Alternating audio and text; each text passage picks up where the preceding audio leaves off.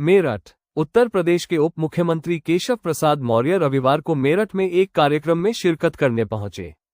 इस दौरान उन्होंने समाजवादी पार्टी सपा और इसके राष्ट्रीय अध्यक्ष अखिलेश यादव पर तीखा हमला बोला। उन्होंने कहा कि 2027 के विधानसभा चुनाव में सपा पूरी तरह से साफ हो जाएगी, क्योंकि आज सपा के पास न कोई मुद्दा है और न ही दिशा। उप मुख्यमंत्री ने कहा, अखिलेश यादव सत्ता से बाहर होने के बाद बिना पानी की मछली की तरह तड़प रहे हैं। वे निराधार और गैर जरूरी बयानबाजी कर रहे हैं। कथावाचक धीरेन्द्र शास्त्री को लेकर अखिलेश यादव की टिप्पणी पर मौर्य ने कहा कि किसी धार्मिक कथावाचक को कौन यजमान क्या दक्षिणा देता है, ये तय करना किसी नेता का काम नहीं है। उन्होंने जोर देते हुए कहा कि कांवड़ यात्रा लोगों की आस्था का सागर है और इस पर सवाल उठाना आस्था पर चोट करने जैसा है। सपा को ऐसे बयानों से बाज आना चाहिए। लोकसभा चुनाव 2024 को लेकर मौर्य ने कहा, सपा ने दुष्प्रचार के सहारे कुछ सीटें जरूर जीत ली थी, लेकिन अब जनता सच्चाई को समझ चुकी है। भाजपा 2027 का चुनाव सुशासन, विकास और सुरक्षा के मुद्दों पर लड़ेगी और 2017 जैसे नतीजे दोहराएगी। राष्ट्रीय राजनीति पर बोलते हुए उन्होंने दावा किया कि हरियाणा और महाराष्ट्र में भाजपा को जनता का समर्थन मिल रहा है। बिहार में भी भाजपा और जेडीयू गठबंधन बहुमत की ओर बढ़ रहा है।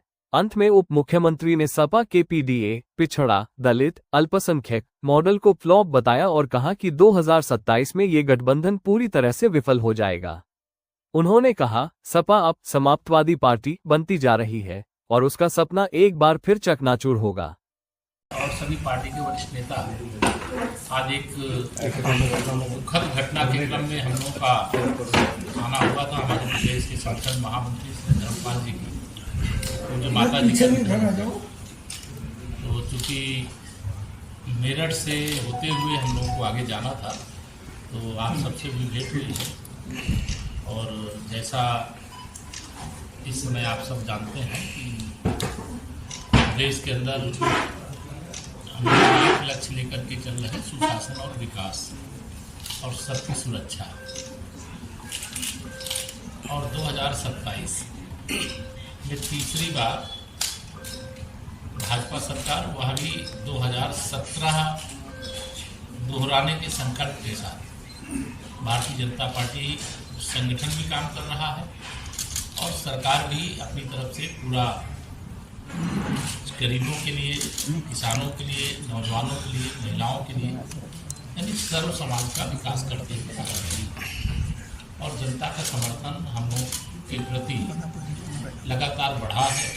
2014, 2017, 2019, 2022 ये 4 चुनाव लगातार हम लोग बहुत बड़े बड़े अंतर से जीते हैं।